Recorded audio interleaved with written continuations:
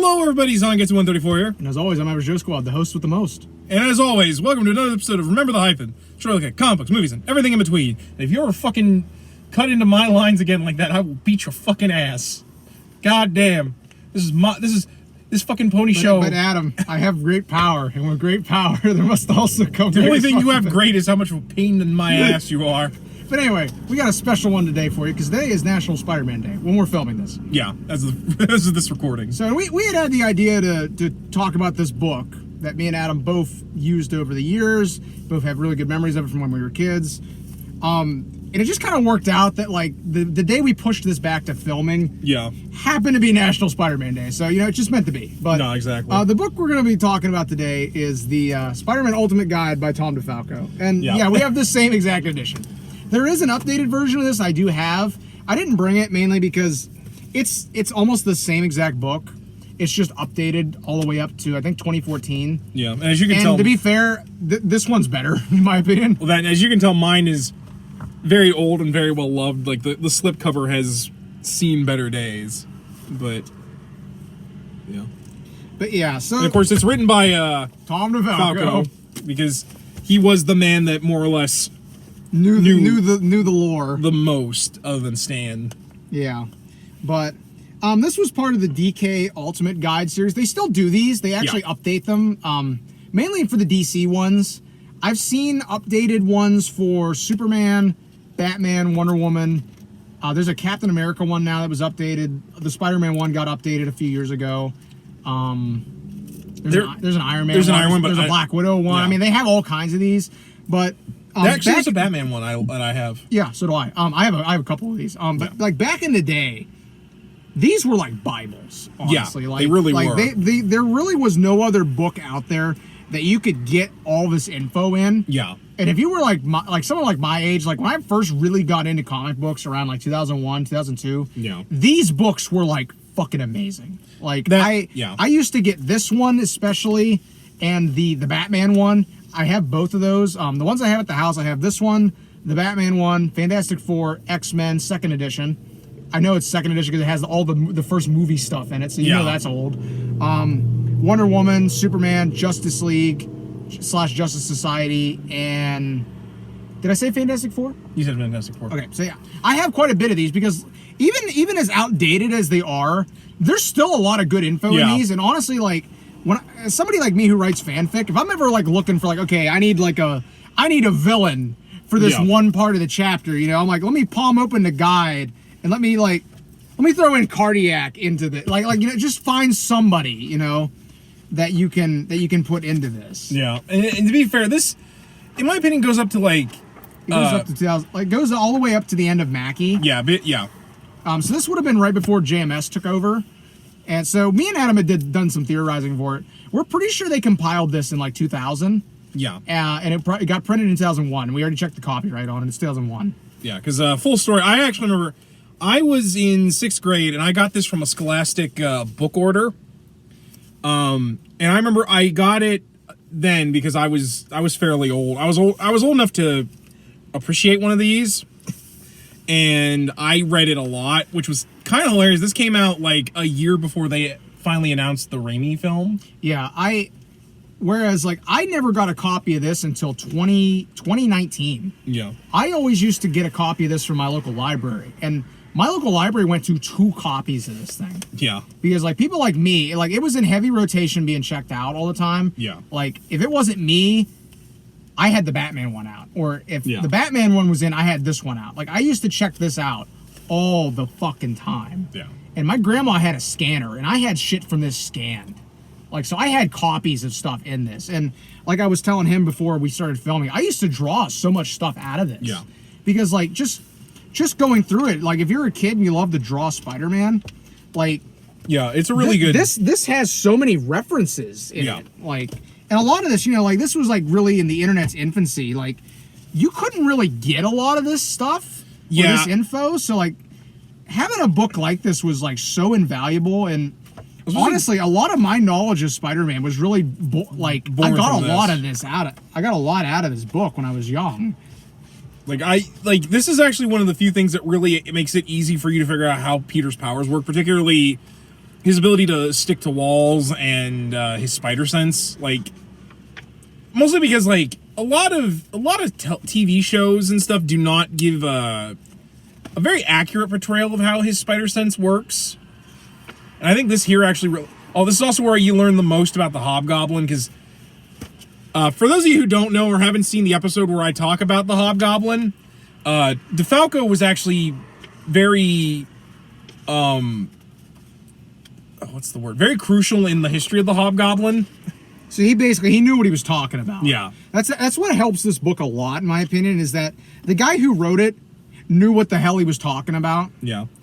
The only thing I will say, though, is that you can tell he's a little bitter about it when he wrote this, because he tries to hint that, like, Kingsley may have not been the Hobgoblin, because this is only a couple of years after the very, very good Roger Stern miniseries Hobgoblin Lives. And you know I'm going to share these ones, so... And he basically is like, well, maybe Kingsley was the Goblin. Spidey's not too sure. And I'm like, DeFalco. Granted, when I read this as a kid, I didn't know that, but this is also, I think, the book that actually got me wanting to read Nothing Can Stop the Juggernaut, because there's literally a 2-page spread where they talk about Nothing Can Stop the Juggernaut. And low-key, I think that 2-page spread is why I find that that's such an... And, like, he's got stuff in here that's, like, by decades, so, like, 60s. I've shown off the 80s and the 90s. He brings up the tie-in to Spider-Man and His Amazing Friends that Marvel did, which he wrote. But, like, I was like, wow, that's a deep cut. Yeah. I forgot how good there's a 2-page spread about his parents. Because they did the robot. This was like right around the same period they did the robot parents story. I think that was actually the first time I ever heard about them. Was in this. Well, to be fair, that was still fairly new because that happened in the 90s. Yeah. The death of Harry. So like they cover all the really, really big events. Of course, they do the death of Gwen and George Stacy. Aunt May's death, and that should have stuck. I'm sorry. No, that's fair. Okay, and this. Because I think I've mentioned this in numerous videos we've done, particularly where we talk about Clone Saga. Yeah. This book was really where my love of the Clone Saga came from, because I remember reading about this stuff in this book and just being like, this sounds fucking amazing. Yeah. Like the way it was described and stuff. And then we read it. Actually, even reading it, I'll defend it. To be fair, I make jokes, but like it has its issues, but I think it's still pretty good. Actually, real quick, go back to that page with Judas Traveler. Hold on a second. Give me a second. Like, this book was actually where I first learned about what a miscarriage is because of this. Because it talks about the Revelation storyline where Ben dies and they lose Mayday. Like, this was really the first time, like me at like 6 years old was hearing about this kind of stuff. Yeah, like, look, this man actually managed to make an entire page dedicated to Judas Traveler. Along with the Scryers. Really shows you how actually a decent writer Tom DeFalco was, because this man could fucking... Yeah. He's got an identity crisis section in here. Low-key, that is like my favorite drawing of Ricochet. I love that outfit. Yeah, the relaunch, like even like the chapter 1 and the next chapter stuff's all in here. I'm sorry, you lost me the moment you went to that picture. I know, I did. Like I said, yeah, there we go. Spider-Man 2000, and I'm going to be triggered by that plane crash picture up in the corner, because if you know what that is, you know what it is. Enough said. Enough shit. Gonna try to ignore that because that storyline of course sucks. This is around the time that Ultimate Spider-Man was taking off, so it has one of those. Yeah, and there's a 2099 page, which again, that was fairly new at the time he wrote this book. Yeah, which this is actually what got me into wanting to read 2099, because that suit looks amazing. I actually find it hilarious that he did there's 2-page spreads where he like, it's obvious like they wanted it, but like this here is clearly that he was like, if I'm going to do on this book, I want. He does the cover from What If 105 / Spider-Girl 0. Yeah, I think that was actually the first time I ever heard of Mayday as well. And then, like, I love this. Where he has a map. We're talking about different locations. So like like with Mexico. Like, it goes by country. And it brings up the Savage Land.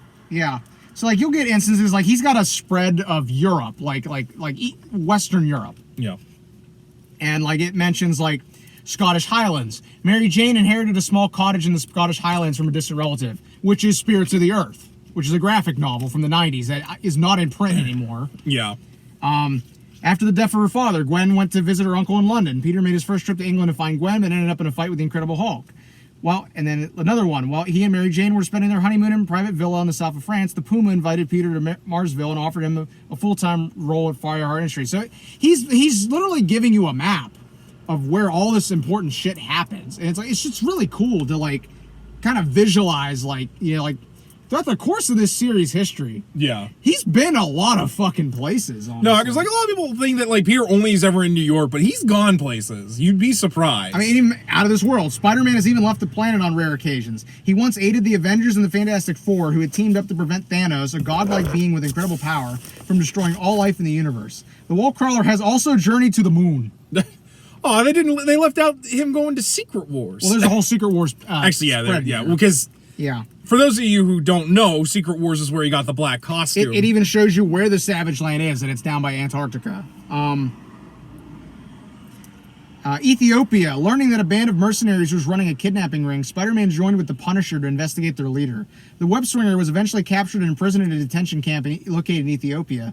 He escaped with the Punisher's help. They freed the hostages and turned the kidnappers over to the authorities. And I don't know what fucking story that is. I actually do not know what story that is. I wish there was a citation on that, because I'm like, what story is that? Yeah, that's what the story. That kind of sounds fucking. That sounds a little crazy. I kind of want to read that. No. Well, I mean, I already want to do Spirits of the Earth. I just need to sit down and read it, and then we can review it. I need to. Yeah. But it gives you a map of that, and then.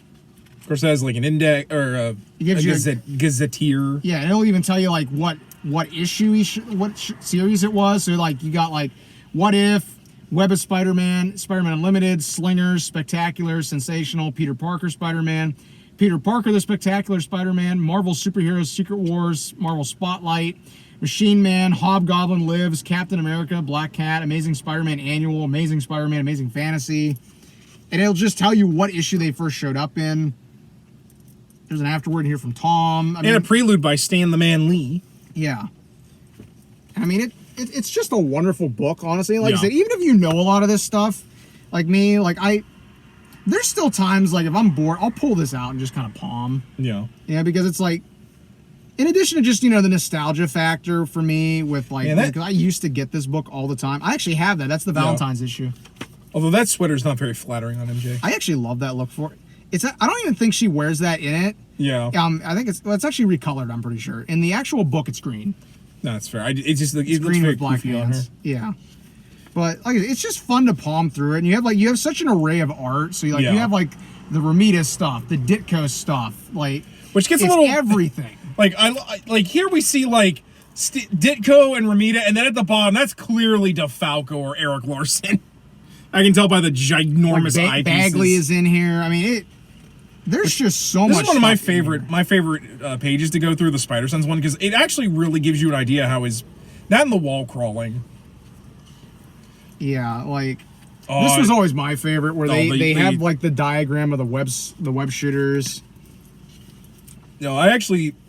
This one was always a favorite of mine too. All the alternate costumes, yeah, man. That takes me back. Man, I remember I used to love looking at Peter, that black suit. One of these days, we need to just talk about Peter's black suit. It's actually the first time I ever heard of Howard the Duck. Was book. I forgot about that. Yeah, like I said, I used to draw so much stuff from this book, dude. Yeah. And like, I remember like I had a notebook where actually like I copied entire text paragraphs out of it to have. Yeah. Like just so I had it for reference, basically. Because again, back in the day, no internet. The only way you were going to get this info was have the shit written down or have the book. And I could never find this book at a store. So, like, I'm amazed you found it in the book fair order. But that was back when it was brand new. It's probably why. Like, but I remember, because, like, as much as I would love to say Spider-Man was, like, I got into it because of the comics. I didn't. I was one of those kids that grew up with Spider-Man TAS, the Fox Kids show. And I remember, this is where I first learned how different, like, comics are to, like, the media that they print. Because, like, it talked about all these stories, and I'm like, wow, there's so much I can much I can read, even including stuff like the Hobgoblin Gang War. That sounds so awesome. Well, like I said, I remember. I want to read about that Solo character. Yeah, I remember reading, like I said, I remember reading about the Clone Saga in this, and just being like loving the idea of it. And I love Ben Reilly's second costume, and like just the whole idea of it like being clones and stuff. It sounded so fucking cool. Yeah. And I remember like probably around like 2005, we went camping somewhere down in Kentucky, and we stopped at this like hole in the wall store. Right, it was like a gas station. Yeah. And they had Clone Saga issues, like along with Web 100. That's where I got my copy of Web 100 from, which I remember. And to show my age a little bit here, saw it. I saw that Web 100. I'm like, oh my god, it's the Spider-Man armor from the game. From the game. So I got that, and then I was like, oh my god, is that Ben Reilly comics? I've never seen Ben Reilly comics anywhere. I grabbed those instantly. Yeah. Who knows what else they had that I skipped over? They probably had all kinds of shit. More than likely, because it was such a hole in the wall, they just had stuff that they couldn't get rid of. Yeah. Whereas me, like I got like 4 comics at that place. I think I reread them constantly throughout that camping trip.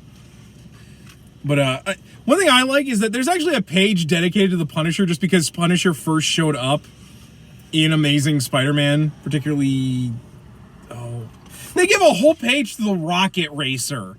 The Rocket Racer. Surprised the Hypno Hustler didn't show up. Well, there's one for Maddie Franklin is mentioned in here. Well, all the Spider-Women, because they did. I love how Falco just made one page that's just dedicated. He even made a crack about that in Spider-Girl, actually. Spider-Girl issue number 34, I want to say. I just read it the other day, so it has to be around the 30s. That's where I'm at in my reread. I'm almost at issue 40. But there's an instance where it's where Jerry Drew shows up and he's acting as the new Spider-Man.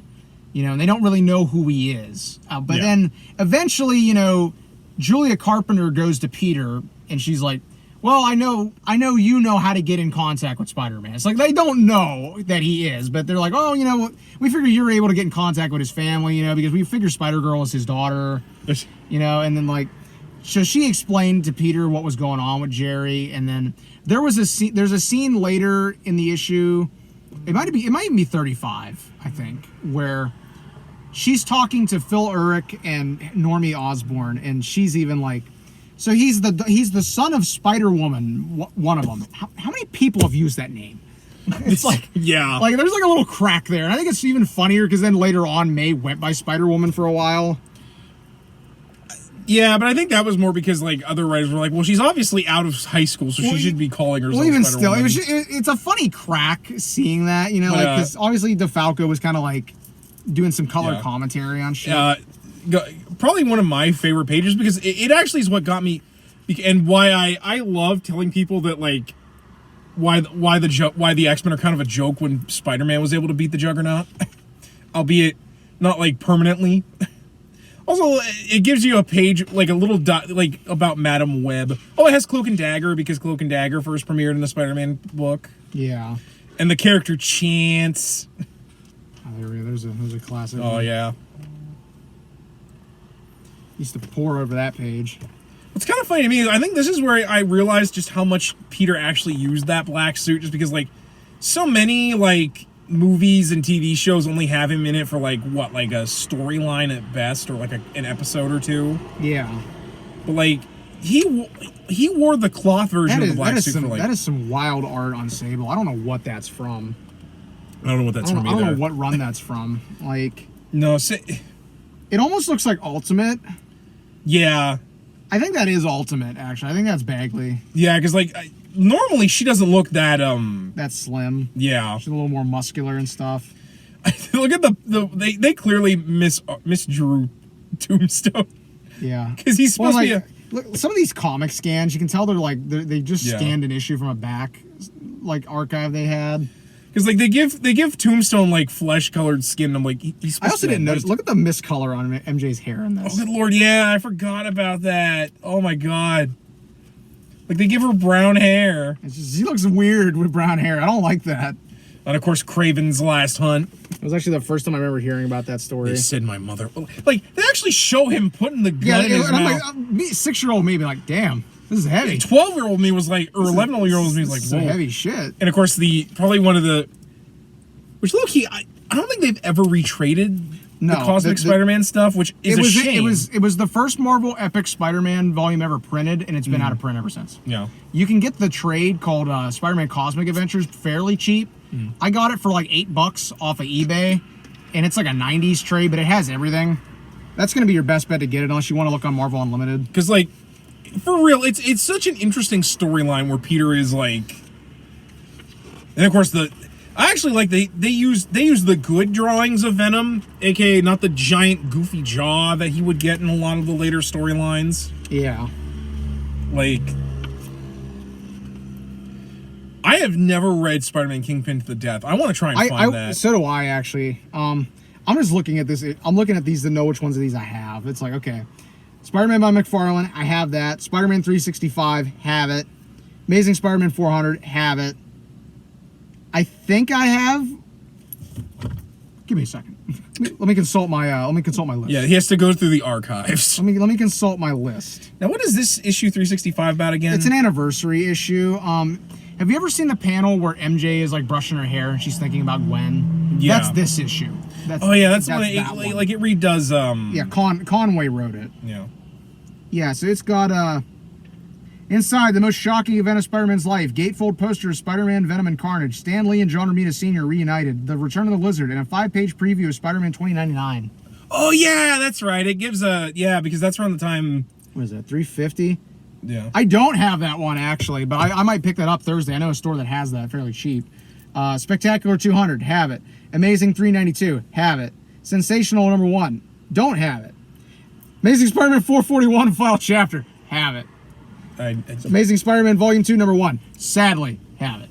That's the relaunch, right? Yeah, that's Brian and Mackie. Wait, like that Spider-Man King to the Death is so interesting. It's got Lee, John Romita. It doesn't say Tom DeFalco. Yeah, now I need to get it because Tom's involved. Oh, and this page where they show, like, I love this 2-page spread of Carnage. I'm pretty sure I drew this at one point. No, that is probably one of my favorite versions. The way they drew.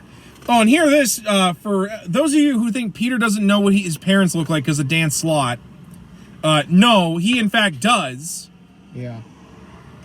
Because he has pictures and met them as robots. Oh, the Tri-Sentinel. Then, of course, yeah. This should have stuck, in my opinion. I will always say that, is that this should have just stuck. No, like, I think that was the best send-off from May that they were ever going to get. Yeah.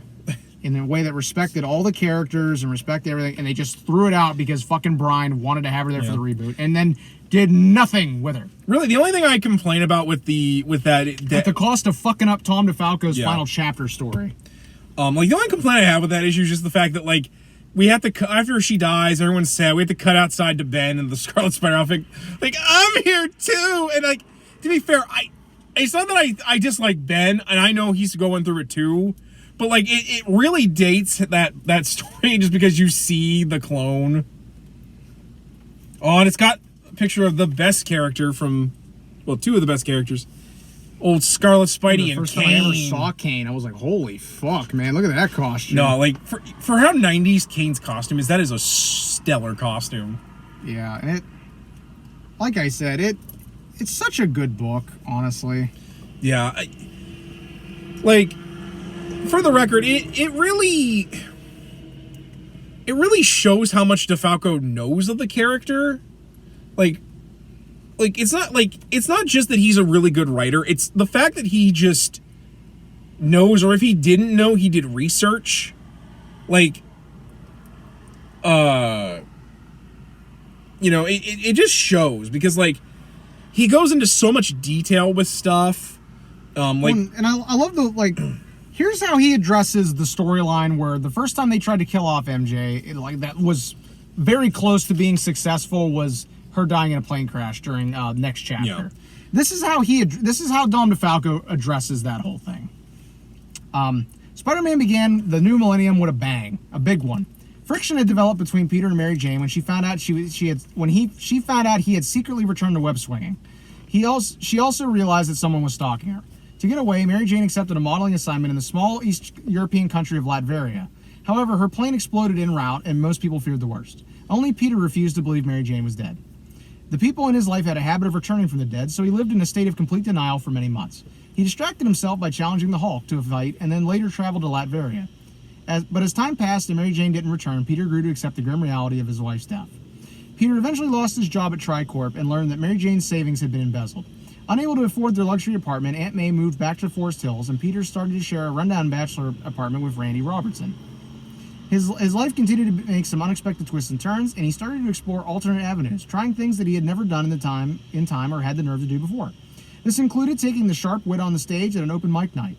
Unfortunately, the results of this were not encouraging for a future career. No, which, for the record, I hate that issue because, like, they try to imply that, like, Peter's only funny when he's Spider-Man, which really upset me as someone who likes Peter. Like, I don't know. That was one of those ones that was really frustrating. Yeah, and then it goes into, while those around him mourned the loss of Mary Jane, Peter refused to accept her death. After all, Aunt May had returned after her apparent death, and even Norman Osborn returned to haunt Peter, so why couldn't Mary Jane?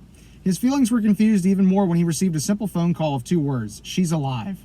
Without hesitating, Peter left for Latveria, hoping to find his missing wife. It goes into him going to Latveria and fighting Dr. Doom, to which is actually a nice little reference to the newspaper strips. Yeah. Because Dr. Doom actually wanted to marry Mary Jane in the 1990s strips. I don't know why.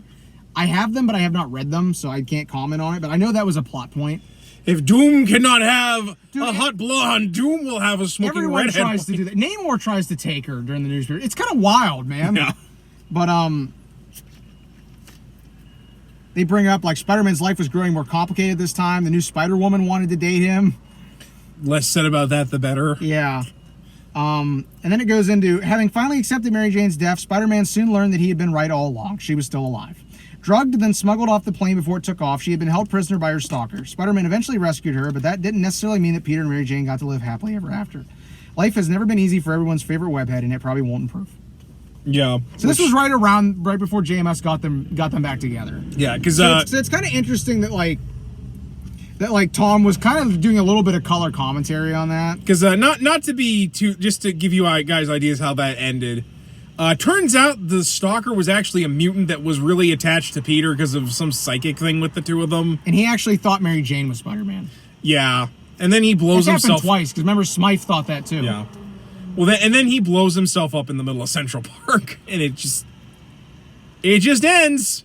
That's during the Mackie run, which, stay tuned. I'm gonna read all of that, and then we're gonna do a video on it, because up until Wells' run this last year or so, that was the worst fucking ASM run in history. It's since been dethroned by the Wells run, and don't argue with me in the comments. It's fact. I don't give a shit what your opinion on that is. It is. But we're gonna review that. Yeah. I have actually tracked down every single floppy issue. I'm only except 4. I'm missing 4 different issues. Yeah. I spent money to get these because the trades are all out of print, and they ain't never getting reprinted. But just to give you an idea of why that it was so tumultuous, basically towards the end of the Clone Saga, sales were going way down for Spider-Man, like big time bad, and basically they were trying to return the character to a period pre-Clone Saga,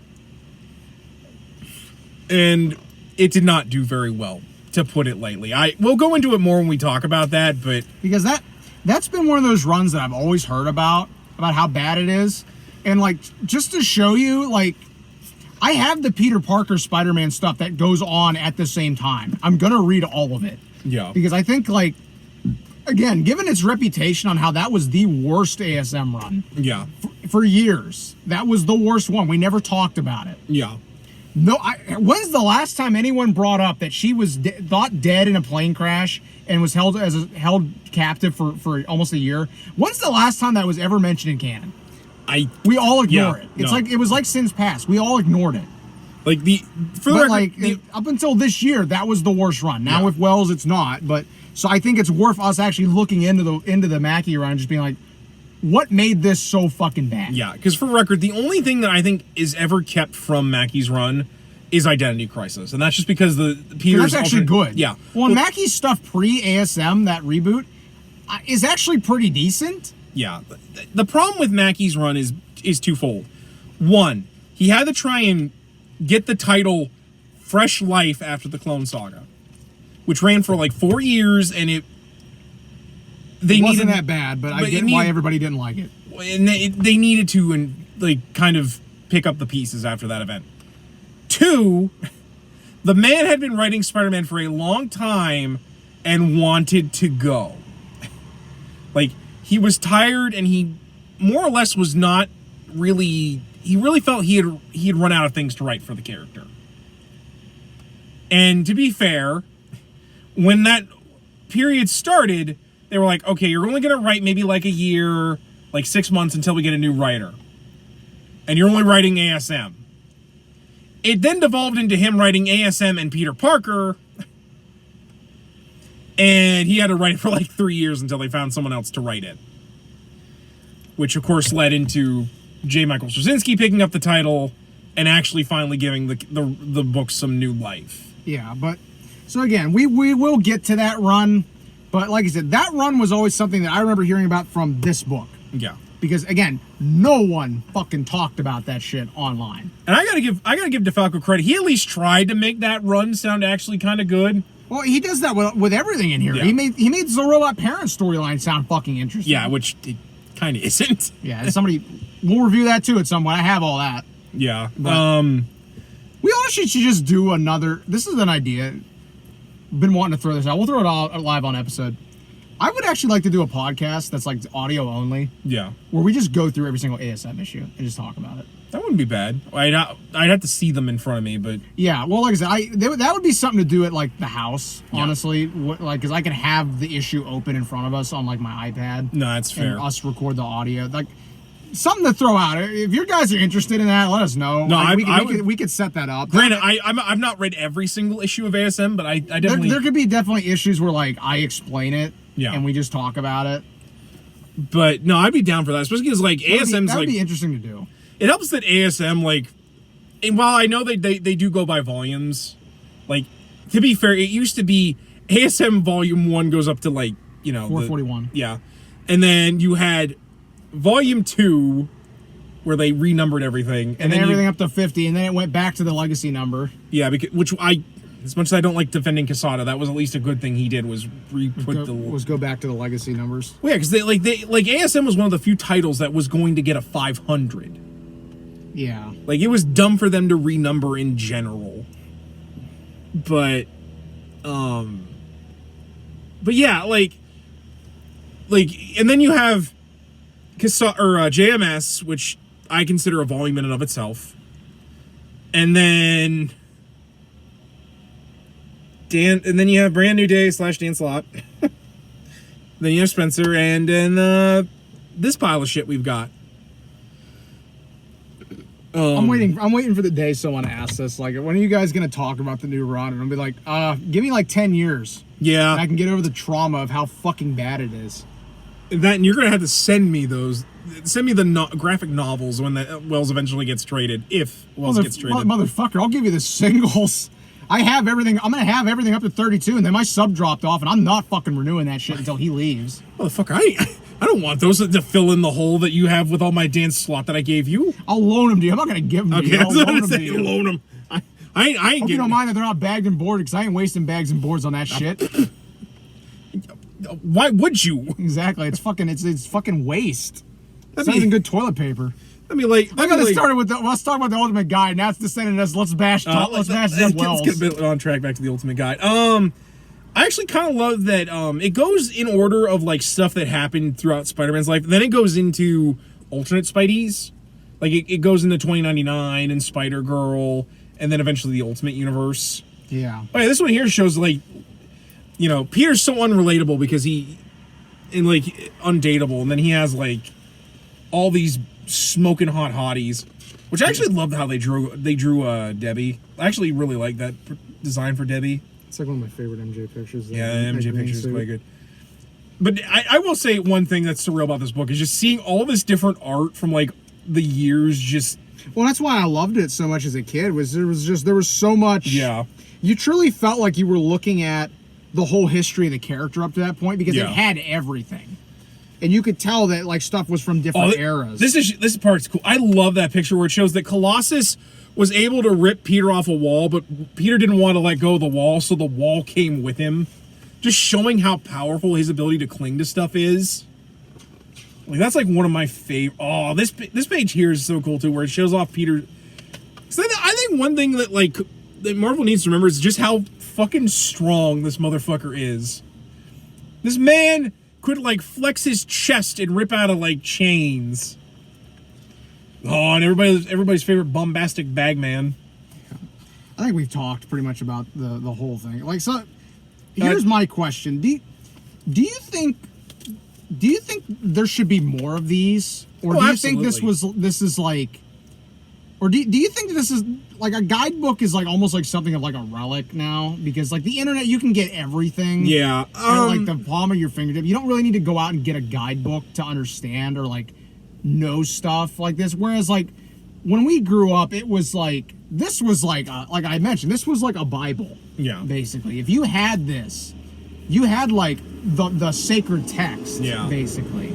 I still think so, just because like these can do a lot of things that like the internet These are good can't. like coffee table books. Yeah, well, they're good coffee table books. The fact that they will show you how things, like the fact that there's like a diagram that actually shows like an X-ray of like the inner workings of Peter's web shooters. Because Marvel does still do books like this. They just did one that was like the diagrams, or like Marvel Anatomy. That's what it was called. They have one called Marvel Year by Year, also written by Tom DeFalco. Yeah. I have probably the most updated version of it at this point. They've done one about the mythologies. They've done one about what was it? They did a Spider-Verse one recently. It's like they still do these guides, but the thing I've noticed with some of these, particularly the Spider-Verse one, because I remember we palmed through it and I had issues with the Mayday page. No, that's fair. Because there was shit in there that I'm like, that's not how that happened. Like, so I think what works so well with these guidebooks, like the original versions of them, is that you had people like Tom DeFalco with Spider-Man, that he knew the material. Actually, wasn't the X-Men one written by Claremont himself? I think it was. Yeah, I want to say it was written by Claremont. I don't know who. I think the Batman one was Denny O'Neil. I think. Yeah, it was Denny O'Neil. But like they had. Point being, they had people that like really knew the material. Yeah. Because back then you really had to if you were going to write a book like this. Yeah. Because if you published a book that had inaccuracies all over the place, you were going to get roasted for it. Yeah. But these kind of books where all the info was right and it was in an easy to grab spot was just it was the convenience of it. Yeah. That I think.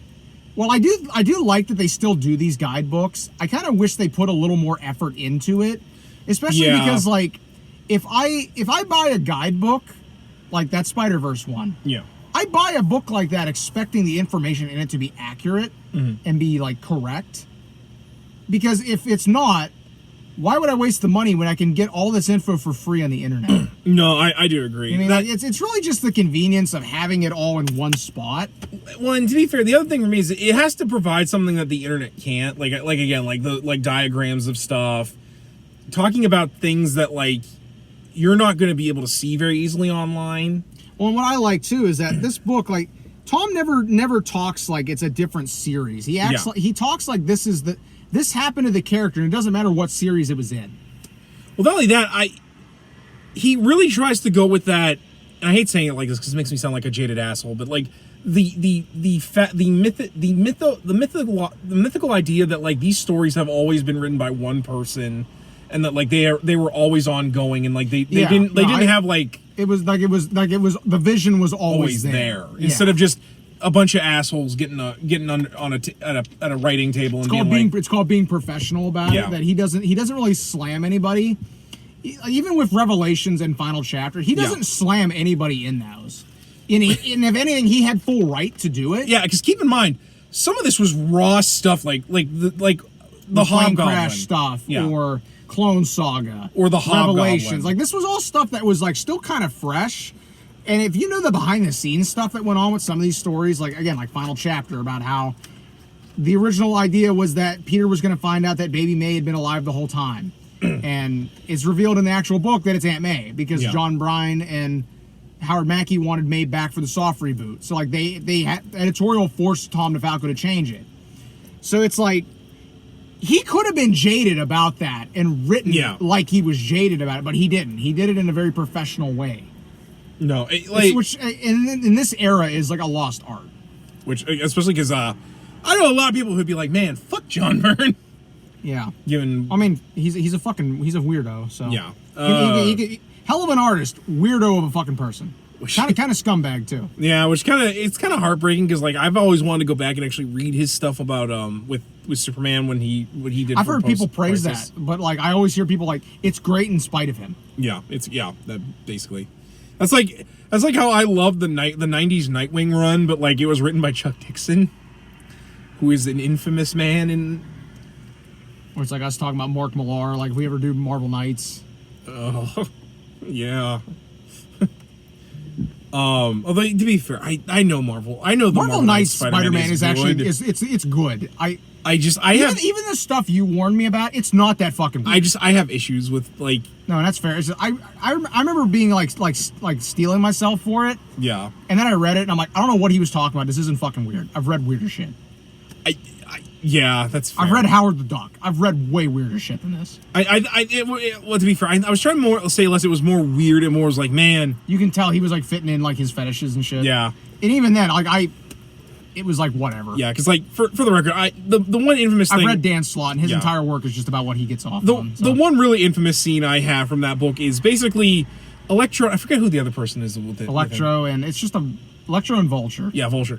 They go to this like brothel for supervillains. And there's this shape-shifting woman who's like a prostitute, and she's really ugly, but she can like transform into whatever she wants, a la Mystique. And Electro's like, yeah, I've got something. I've always really wanted to, and it's implied that he was gonna hate bang her like as Spider-Man. And it's just weird. And I'm like, oh, Mark Millar wrote this, you say? It's still not the weirdest fucking thing I've ever read, so it's really not that bad. No, that's fair. If anything, it's like an in-joke. For me, it's more just like, what? Yeah, like, yeah, because like otherwise, that's a good book. Like, I make jokes about Spider-Man, Marvel Knights, but like, there is good stuff in it. It's just I read and I'm like, all right, Mark Millar wrote this. Yeah, it takes me out of the book. All right, I think that's a good place to wrap up. No, that's fair. I was gonna say, do you have anything you said you wish they'd done differently with the book, or I wish it was longer. Yeah, that's fair. Because I can't really think of anything that's bad with this book. Yeah, aside from like the weird art colorings they did. Which I don't even know if that was them. That might have just been like the version of it they had. Yeah, that might have just been because there's all kinds of weird coloring issues all over. And to be fair, that happens a lot with digital recolorings of like books and stuff. Especially even like this early on in the 2000s, because they might not have just had the normal version on hand. Well, then sometimes they choose like really weird color design choices. Like I have an issue. You can tell they just scanned something. Yeah. And like it's not even like a really good scan. Yeah, like that Batman Golden Years book I have that like has like the first like it has Detective 27 in it. Batman wears like Bruce wears like a neon green suit with like a pink bowler hat, and I'm like, I don't. That's a little much, Bruce. But like, yeah, there's a lot of weird color stuff. Well, it happens with books this old, so.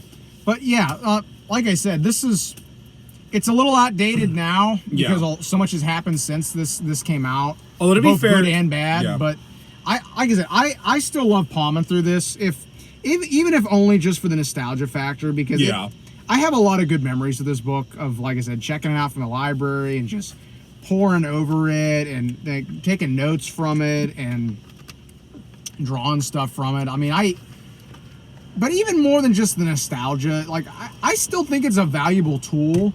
No, I do for too. Stuff. So like if you're reading something, you're like, man, who the hell is this? Like you can kind of palm this open and see if they're in there. I mean, again, you can always do this with the internet, but sometimes it's fun to just like pull open a book. Plus, you can when Sony finally admits they're going to make a solo book or solo movie, you can read this and learn about that character.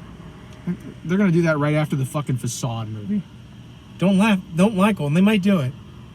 No, they're not going to. Oh man, they're making a Craven movie where he's basically Wolverine. He's at least well known. Anyway, any final thoughts on this? Given you and I both have the same edition. Pardon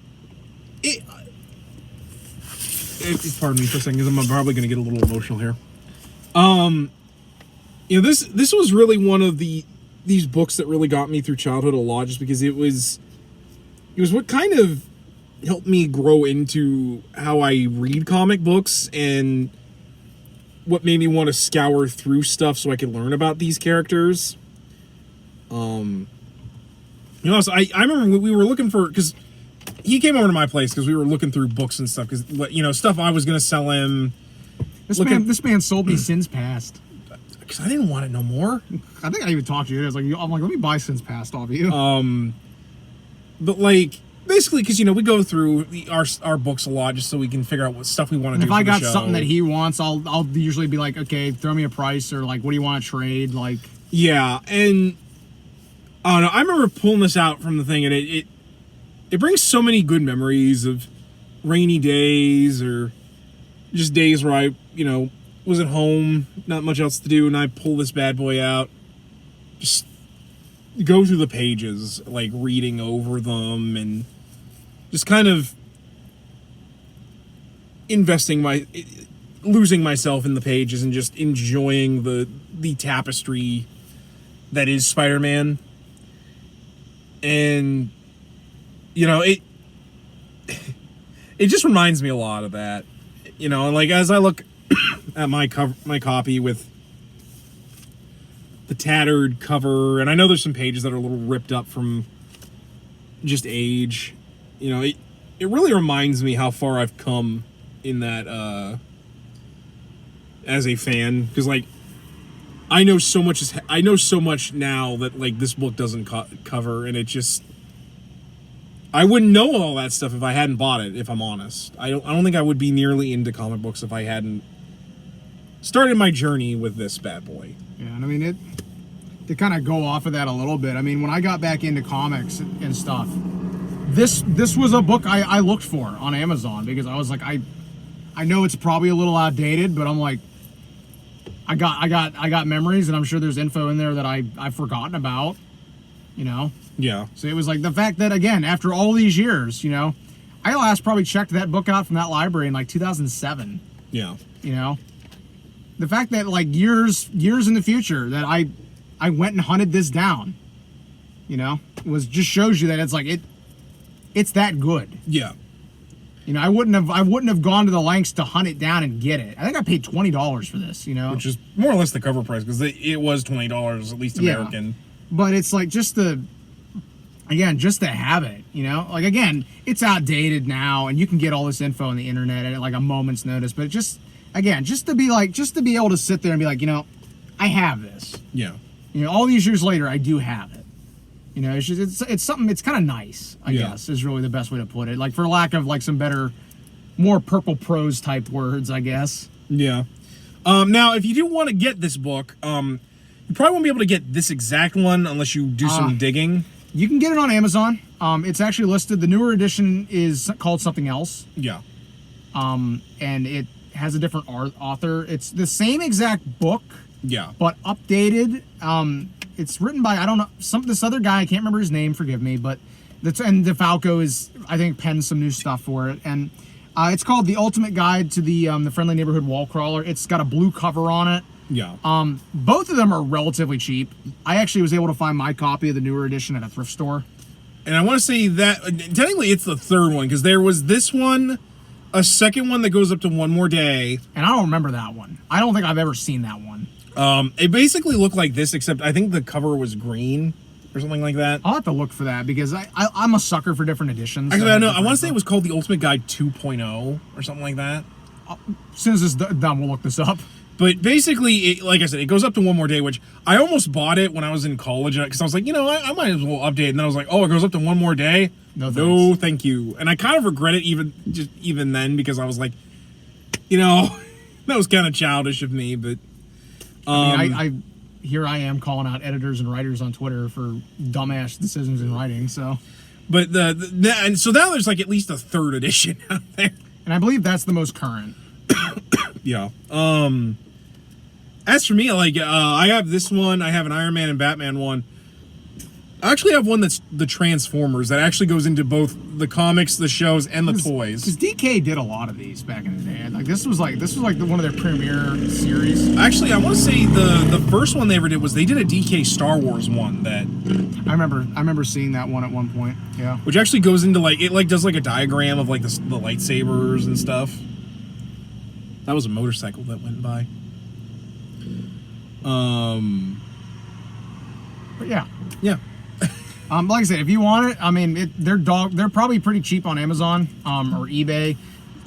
We see these a lot. Yeah. There's a store we go to that has a copy of this, and it's been there a while. As I say, I've actually been tempted to buy it before, just to be like, you know what, fuck it, I'll take it home. But like, you could probably find these at like used comic book stores, used bookstores. Yeah, these were around for years, and they printed a lot of these. Yeah. You might even be able to find new ones now, because I know I have a more modern Doctor Who DK one that actually goes into Doctor Who. DK still does these. They still do. So, but, and if not, you might actually be able to even just order them off of DK's own website. Maybe. But all right, guys, I think that's gonna do it for this video. As always, I'm Average Joe Squad. And I'm Zangetsu134. And as always, we ask you to remember the hyphen and take care. Thank you for not stopping on my line.